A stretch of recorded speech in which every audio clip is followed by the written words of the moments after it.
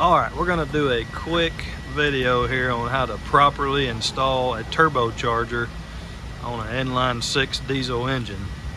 This is a Caterpillar C7 engine, 190 to 210 horsepower. It's got the smaller turbo on it.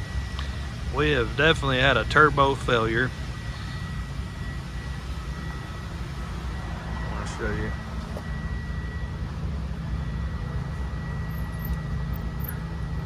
Customer complaint was heard a loud pop and then loss of power and running rough. So this is a typical turbo failure here. We've actually already bolted the new turbo on the engine. That really is the easy part.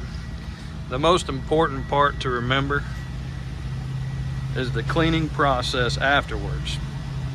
A lot of people skip that step.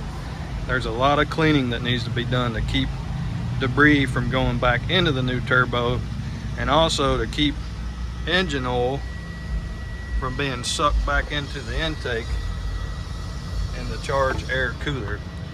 This is the charge air cooler bolted on the front of the radiator, and as you diesel mechanics know, it cools the air before it goes back in the intake. If you don't clean the oil out of this charge air cooler, you could potentially run your engine away, and that's a bad day for everybody involved. So once the turbocharger is back on and mounted, you definitely want to clean the air filter housing.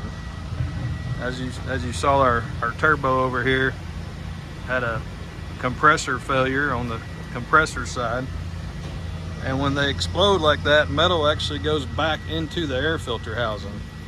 So you want to get shop air and blow out the air filter housing real good. We're going to discard the air filter, and you want to go back with a brand new air filter as far as the filter side.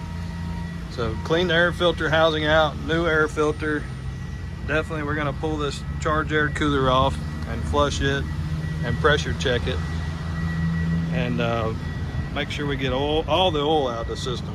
And this thing, oil actually made it over to the intake side, so you can imagine if there's a half gallon or a gallon of oil sitting in that charge air cooler, it'll be sucked right back into the engine, and the engine will run away. I've seen it happen. It's not a fun situation to be in.